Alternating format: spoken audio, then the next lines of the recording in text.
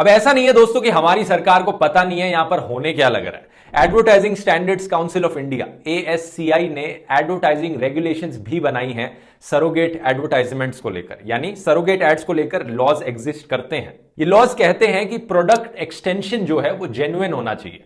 मतलब अगर आप इलायची बेच रहे हो, बॉटल्ड वाटर या सोडा बेच रहे हो, तो इस ब्रांड को वही प्रोडक्ट दिखाना है जो एक्चुअली में एग्जिस्ट करता है। ये नहीं कह सकते कि हम इलायची बेच रहे हैं और एक्चुअली में कोई इलायची एग्जिस्ट नहीं करती, किसी दुकान पर नहीं मिलती। प्रोडक्ट होना जरूरी है और रूल्स के हिसाब से नेट सेल्स टर्नओवर इस प्रोडक्ट से कम 20 लाख पर महीना होना चाहिए at the time of launch. या फिर इसके अलावा कंपनी शो कर सकती है कि उन्होंने कोई एसेट इन्वेस्टमेंट्स करी है इस प्रोडक्ट के लिए, जैसे कि जमीन खरीदी या फैक्ट्री बनाई या मशीनें या सॉफ्टवेयर जो सिर्फ इसी प्रोडक्ट के लिए एक्सक्लूसिव है, जिसकी वैल्यू एटलीस्ट 10 करोड़ रुपए होनी चाहिए। अगला रूल यह कहता है कि इस प्रोडक्ट एक्सटेंशन को सरकारी अथॉरिटी के द्वारा रजिस्टर कराया जाना चाहिए, GST, FSSAI या फिर FDA, और इसे इंडिपेंडेंट ऑर्गेनाइजेशंस के द्वारा ऑडिटेड भी किया जाना चाहिए। और यह भी कहा गया है कि कोई भी सरोगेट एडवर्टाइजमेंट जो बैंड प्रोडक्ट है उसकी तरफ हिंट नहीं कर सकती, इशारा नहीं कर सकती। फॉर एग्जाम्पल शाहरुख खान की जो रॉयल स्टैग की एड थी उसमें वो कहते हैं स्मॉल मिलाते जाओ लार्ज बनाते जाओ।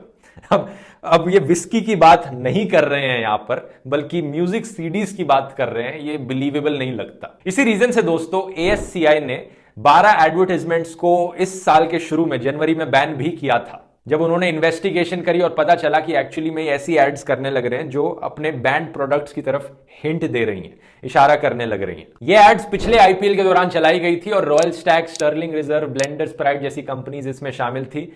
जजमेंट ये दी गई कि इन एड्स को सूटेबल मॉडिफिकेशन करने के बाद फिर से चलाया जा सकता है। तो आप सोच सकते हो कि इन कंपनीज के पर्सपेक्टिव से काम कितना आसान है। बैन हो गई एड, लेकिन थोड़े बहुत चेंजेस करने के बाद ये एड्स फिर से पब्लिश कर सकते हैं। वैसे दोस्तों सरोगेट एडवर्टाइजमेंट के अलावा भी कई और ऐसी अनएथिकल मार्केटिंग टैक्टिक्स हैं जो ये ब्रांड्स इस्तेमाल करते हैं।